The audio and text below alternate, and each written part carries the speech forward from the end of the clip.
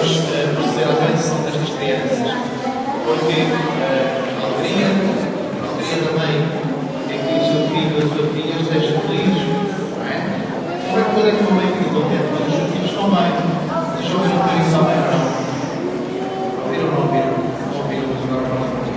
Então é isso que vamos fazer agora. Vamos pedir a Deus que nos abençoe a vocês. Porque se vocês experimentam esta graça de verem os outros e com vocês mesmos, as pessoas estão contentes e a vida deles torna-nos muito melhor. Porque verem a alegria só está naqueles que eles ensinam, também os vossos pais.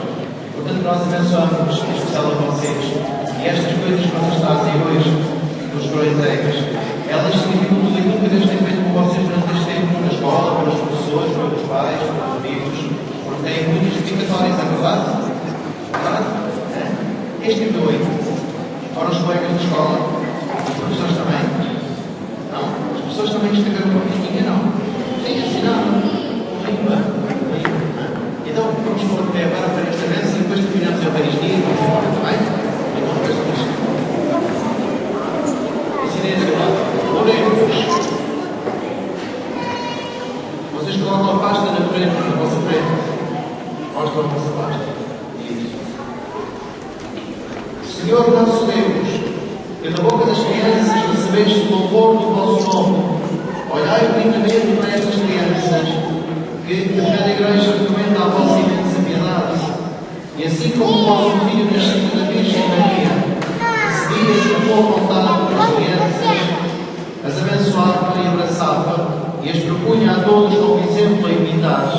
Assim também, Pai Santo, derramai sobre estas crianças a vossa bênção, para que, à medida que vão crescendo, por meio da sã convivência com as pessoas maiores e com a assistência do Espírito Santo, se tornem testemunhas de Cristo no mundo e sejam mensageiras e defensoras da fé que professam, por nosso Senhor Jesus Cristo, nosso Filho. E a Deus convosco por obrigado do Espírito Santo. Amém? E agora, todos temos uma bênção. E agora Deus Todo-Poderoso, Pai, Filho e Espírito Santo. Vida e paz, que Deus nos acompanhe. Graças a Deus.